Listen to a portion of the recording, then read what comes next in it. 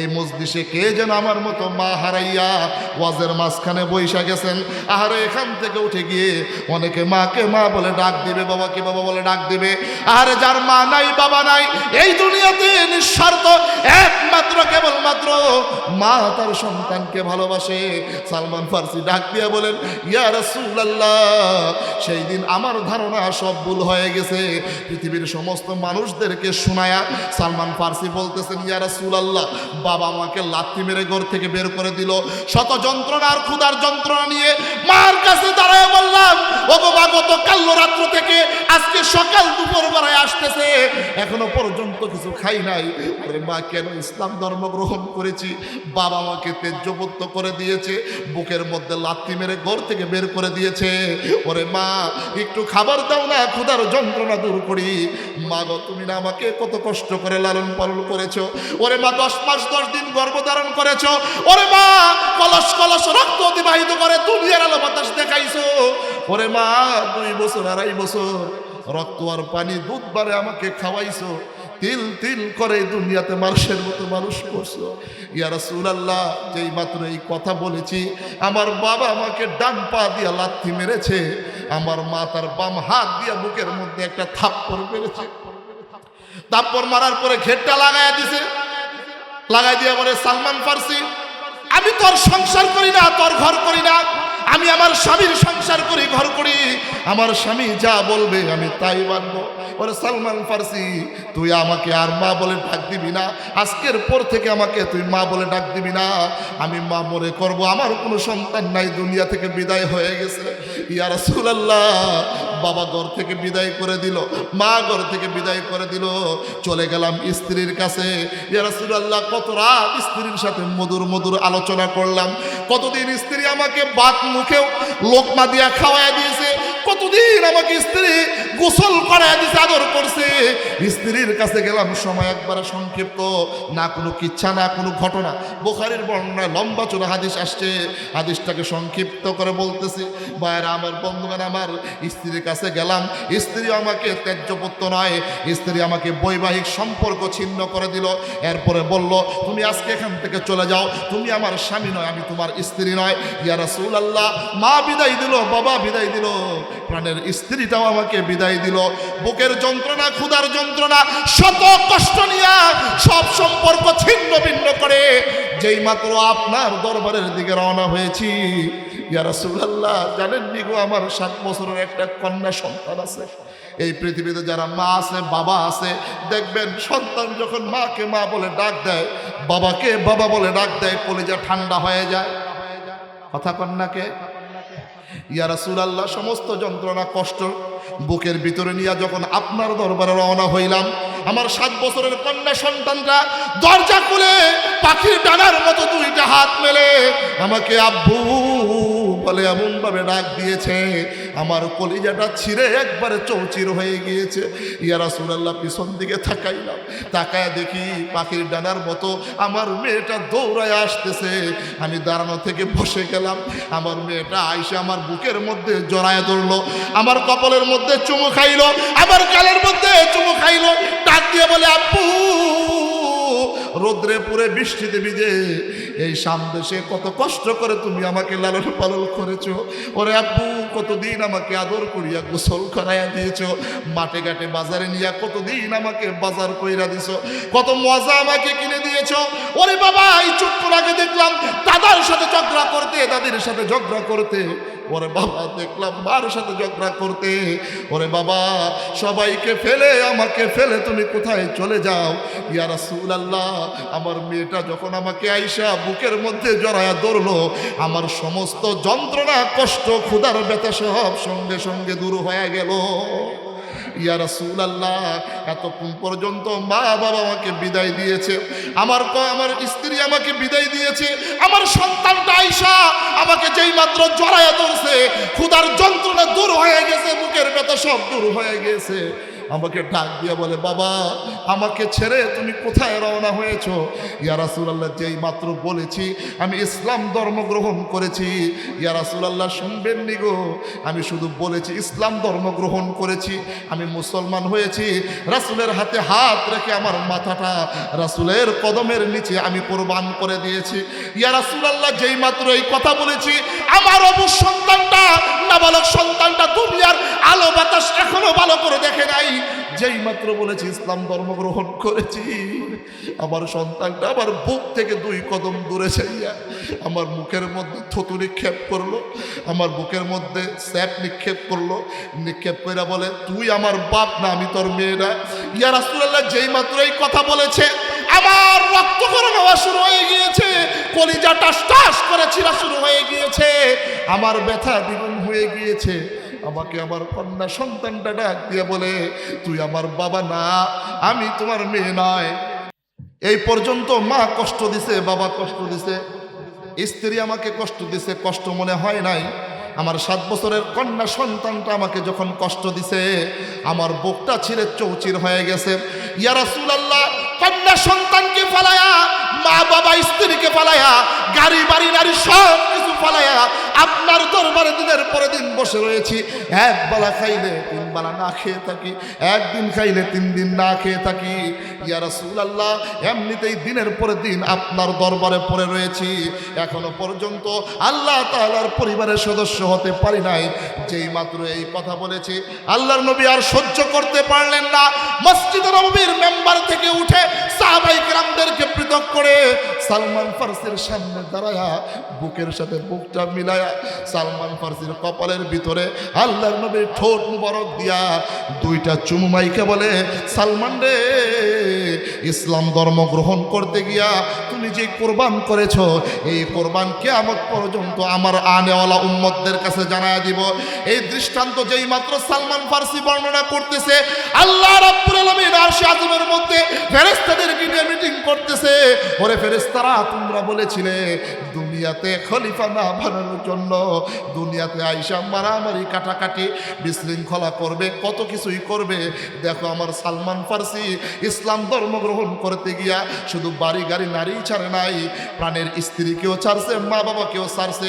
জিব্রাইলকে ডাক দিয়া বলে, ওরে জিব্রাইল, যা আমার হাবিবের কর্ণকহরে পৌঁছায়া দে, আহালুল্লাহি ওয়া আহালুল কোরআন। জিব্রাইল আইসা আমার নবীর কর্ণকহরের মধ্যে পৌঁছায়া দিছে। আল্লাহর নবী আবার মেম্বরের মধ্যে বৈশা গেছেন, বৈশা ডাক দিয়া বলেন, সাহাবীরা রে, আর কান্নাকাটি করতে হবে না, চোখের পানিগুলা মুছে ফেলো, আর চেহারা মলিন করতে হবে না। এই মাত্র আল্লাহ তাআলা হাদিসে কুদসির মধ্যে আসছে, আমাকে জানায়া দিয়েছে, আহালুল্লাহি ওয়া আহালুল কোরআন। শাবালক থেকে মৃত্যু পর্যন্ত কোরআনকে যারা বন্ধু বানাইবে, কোরআনের বিধিবিধান অনুযায়ী যারা দুনিয়াতে জীবন যাপন করবে, ওই সমস্ত বান্দা বান্দিরা স্বয়ং আহকামুল হাকিমিন মহান আল্লাহ তাআলার পরিবারের সদস্য। একটু জোরে কন্যা সুবহানাল্লাহ। আরে দোস্ত, কিসের পিছনে পড়ছেন, কিসের মায়ায় পড়ছেন, কার পিছনে পড়ছেন, কি নিয়ে রওনা হয়েছেন, নিজেকে নিজে প্রশ্ন করেন। ওয়াজ শেষ, এত লম্বা ওয়াজের দরকার নাই। ওয়াজ সারা জিন্দিগি ভর শুনবেন, যদি আমল না করেন এই সারা জিন্দিগি ভর ওয়াজের কোনো ফায়দা নাই। দোস্ত, ওয়াজ হয়ে গেছে, এখন নিজেকে নিজে প্রশ্ন করেন। 60 বছর 70 বছরের জিন্দিগিতে দুনিয়া সাজাইলাম, সব কিছু করলাম, মালিকের কালামটা পড়তে পারি না, তার মানে এখনো আল্লাহ তাআলার পরিবারের সদস্য হতে পারি নাই। আমি বলতেছিলাম দোস্ত, আল্লাহর হাবিব বলছেন, যারা কোরআনকে বন্ধু বানাইবে, কোরআন মরণে কবরে হাসরে তাদেরকে বন্ধু বানায় মালিকের তৈরি জান্নাতে নিয়ে যাবে। একটু জোরে কন্যা সুবহানাল্লাহ। এই জন্য কোরআনের শিক্ষা দরকার আছে না নাই? কথা বলেন। আজকে সমাজের ভিতরে দেখা যায়, দেশের মধ্যে দেখা যায়, ইহুদি নাস্তিক আর মুর্তেরা ট্রান্সজেন্ডার, এরপরে অশ্লীল সমকামিতা বাস্তবায়ন করার জন্যে 6ম শ্রেণীর বইয়ের ভিতরে ইসলাম শিক্ষাকে বাদ দিয়ে তারা হিন্দুয়ানি শিক্ষা, চামারের শিক্ষা ঢুকায় দিছে। কথা বলেন। আমি আজকে মিঠাই বাংলা নুরুল কোরআন মাদ্রাসা থেকে বলতে চাই, বাংলার জমিনে যদি কোরআন হাদিসের বিরুদ্ধে কোনো আইন পাশ হয়, বাংলার 99% মুসলমান যদি প্রয়োজন হয় কাফনের কাপড় মাথায় পরে রাজপথে নিবে, তাজা রক্ত ঢেলে দিয়ে ইসলামের শিক্ষা, কোরআনের শিক্ষা বাস্তবায়ন করার জন্য কারা কারা রাজি আছো, মালিককে 2টা হাত করে দেখিয়ে দাও।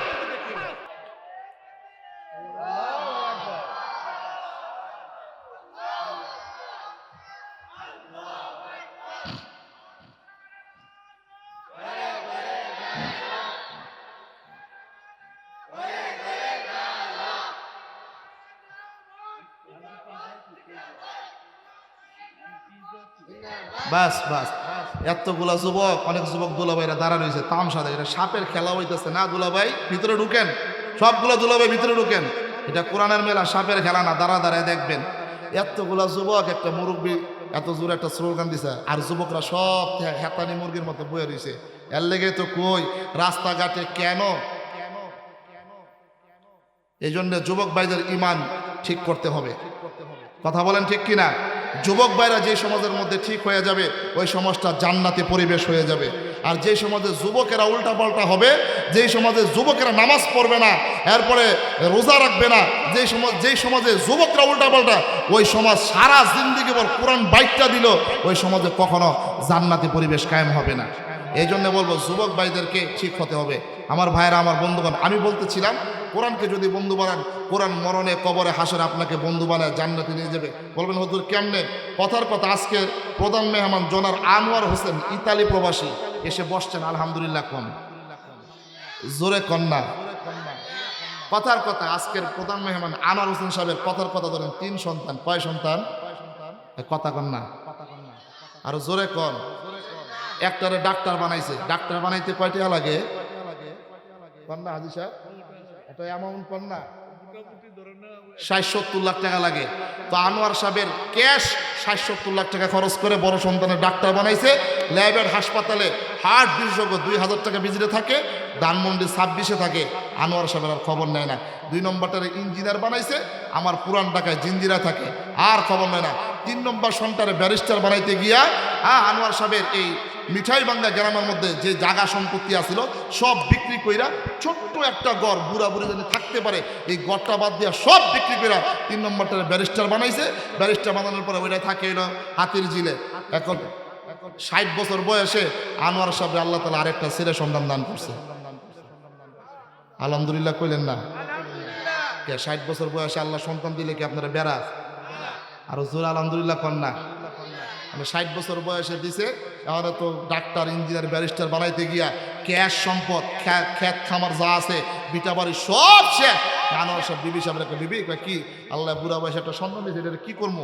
3টায় তো বেলায় না গেছে গা, কি আর করবা? ওই আজকে আসার নামাজ পড়ছিলাম মিঠাই বাঙ্গা নুরুল কোরআন মাদ্রাসায়, ওইখানে যে মোহতামিম সাহেব আছে, আব্দুল মুমিন সাহেবের কাছে নিজের কষ্টের কথা শেয়ার করলাম। আব্দুল মুমিন সাহেব বলে, আরে আনোয়ার সাহেব কোনো টেনশন করেন না, আমার মিঠাই বাঙ্গা নুরুল কোরআন মাদ্রাসার মধ্যে পাঠায়া দেন, ভর্তি ফ্রি, থাকা খাওয়া ফ্রি, কাপড় চাপড় সব ফ্রি, এরপরে আপনার চিকিৎসা ফ্রি, সব কিছু ফ্রি। কথা কন না, আরো জোরে কন না। বুড়ি কয় আনোয়ার সাহেব রে, থাক দিয়া দেন আনোয়ারুল কোরআন মাদ্রাসায়, মিঠাই বাঙ্গা নুরুল কোরআন মাদ্রাসায় দিয়ে দিছে। মাত্র পদ্ধতি অনুযায়ী কায়দা আমপারা শেষ করে কোরআনুল কারীমটা সহি শুদ্ধ করে পুরা পড়া শিখছে। আর একটু জোরে কন না। এমত অবস্থায় মালাকুল মউত আইসা, আজকের প্রধান অতিথি যিনি, ওনার এই কবজার ভিতরে মালাকুল মউত আইসা টাস করে ধরছে। আজরাইলের সাথে আপনাকে সাক্ষাৎ হয়েছে, যেদিন সাক্ষাৎ হবে উপরে থাকবেন না নিচে থাকবেন? কথা কন। আল্লাহ তাআলা বলেছেন, ওয়াজা আত সাকরাতুল মাউতি বিল হাক্কি যালিকা মা কুনতা মিনহু তাহিদ। মরণের যন্ত্রণা যে কত কষ্ট!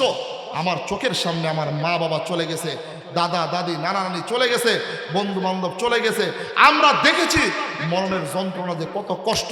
আজকে যদি একজনকে এই পাশে কবর আছে, কবরস্থান থেকে যদি উঠায় তাকে স্বীকারোক্তি দেওয়া হইতো মরণের সময় কেমন কষ্ট হয়েছিল, সে যদি বলতে পারতো তাহলে আপনারা বুঝতে পারতেন। নচেত ওয়াজ কইরা, বয়ান কইরা, লেকচার দিয়া মরণের যন্ত্রণা বোঝানোর মতো ক্ষমতা এই পৃথিবীতে কারো নাই। ভাইরা আমার, আনোয়ার সাহেব এখন আর কথা বলতে পারে না, জবানটা বন্ধ হয়ে গেছে। 2 হাত আর নাড়াতে পারে না, 2 পা নাড়াতে পারে না। ইটালি বসে লক্ষ লক্ষ কোটি কোটি টাকা কামাই করেছে। আনোয়ার সাহেব শেষ প্রান্তে চলে আসছে। এখন টাস টাস করে রগগুলা চিরা শুরু হয়ে গেছে, মৃত্যুর যন্ত্রণা শুরু হয়ে গেছে। আহারে গলা কেটে মুরগির মতো জমিনের মধ্যে লাফালাফি শুরু করে দিয়েছে। খালি চোখ দিয়া জর জর করে পানি ছাড়ে, কোনো কথা বলে না, বলার মতো যোগ্যতা নাই। আহারে বন্ধু বান্ধবরা চলে আসছে আনোয়ার সাহেবের, সকলে মিলে পরামর্শ করলো, আরে আনোয়ার সাহেবের 3টা সন্তান বাহিরে থাকে, ঢাকার বাহিরে ঢাকায় থাকে। একটা সন্তান মিঠাই বাংলা মাদ্রাসায় পড়ে, খবর দেওয়া হোক, শেষ সময় বাবাকে দেখে যাক। বড় সন্তান ডাক্তার ধানমন্ডি থাকে, খবর পাইছে বাবার অন্তিম সময় দেখার জন্য। বাবার জবানটা বন্ধ হয়ে গেছে, বাবা আর কথা বলতে পারে না। শেষ সময় গাড়িতে উঠছে, মিঠাই বাংলা এলাকার মধ্যে আসবে।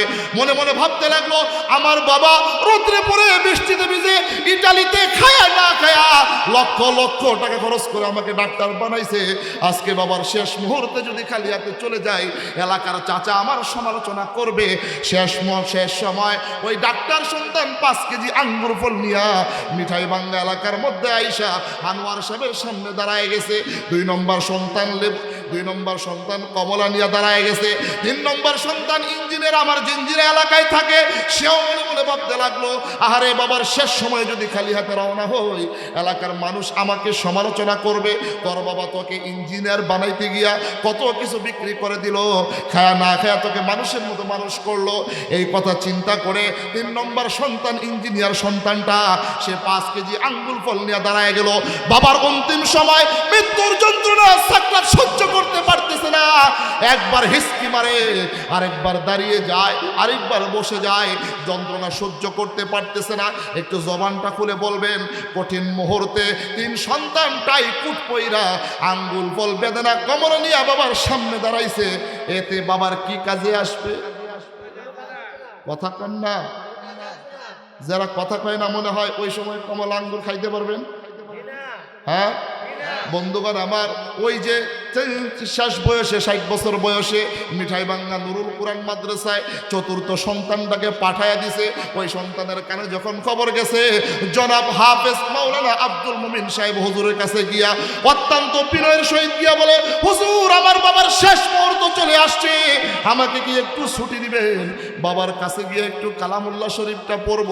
হুজুরের কাছ থেকে বিদায় নিয়া কালামুল্লাহ শরীফটাকে গিলাফের মধ্যে পেঁচায়া গলার মধ্যে ঝুলায় মিঠাই বাংলা আনোয়ার সাহেবের বাড়িতে দৌড় দিয়েছে। এমত অবস্থায় প্রতিমধ্যে চাচায় হাতটা থাপ করে ধরেছে। চাচা ডাক দিয়ে বলে, বাচ্চা, বড় ভাইকে দেখলাম আঙ্গুল নিয়ে যাইতে, আরেক ভাইকে দেখলাম কমলা নিয়ে যাইতে, আরেক ভাইকে দেখলাম আপেল নিয়ে যাইতে, শেষ মুহূর্তে বাবার কাছে তুমি কি নিয়ে রওনা হইছো?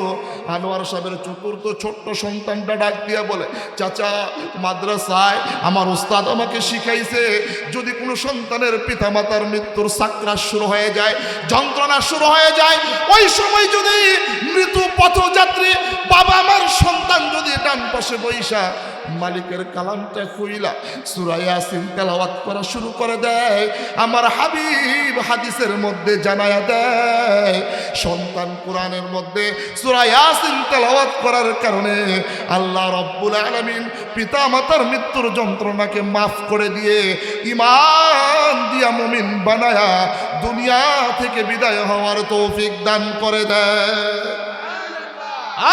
নিজেই কোরআন পড়তে পারেন না, সন্তানকেও কোরআন পড়াইতে পারেন নাই। শেষ সময় কঠিন বিপদের মুহূর্তে আপনার সন্তান যদি আপনার কোনো কাজেই না আসে, আমি বলি দোস্ত, আমি বলি তাহলে এই সন্তান দুনিয়াতে থাকার চাইতে না থাকাই উত্তম। আপনি নিজেই কোরআন পড়েন নাই, সন্তানকেও পড়ান নাই, 2 দিন পরে কবরে চলে যাবেন, ফেল করে খালি কানবে, কানলে কোনো কাজ হবে না। আল্লাহ রাসূল বলেন, কবরের সামনে দাঁড়ায় একবার সূরা ফাতিহা আর 3 বার যদি সূরা ইখলাস তেলাওয়াত করে 40 দিনের কবরের আযাব আল্লাহ তাআলা সঙ্গে সঙ্গে মাফ করে দেন। এই জন্য দোস্ত, মেসেজ নিয়ে যান, রাত ভর খালি বাড়িতে গেলেন, চাচি জিগাইব, আরে বুড়া মিয়া মাগরিবের সময় গেল, আজকে রাত্রে 12টা বাজে, 5 ঘন্টা 6 ঘন্টা কি ওয়াজ শুনলা? ভাই হ্যাঁ। আরে ভাই হ্যাঁ কি? ভাই হ্যাঁ, 5 ঘন্টা 6 ঘন্টা খালি সুর আর সুর। আরে সুরের বিরোধিতা করতেছি না, সুর দিয়ে সব শুনবেন, তবে আমল নিয়ে যাবেন, যেইটাকে জিন্দিগিতে বাস্তবায়ন করলে দুনিয়ায় মুক্তি, দুনিয়ায় শান্তি, আখিরাতে মুক্তির ব্যবস্থা হবে।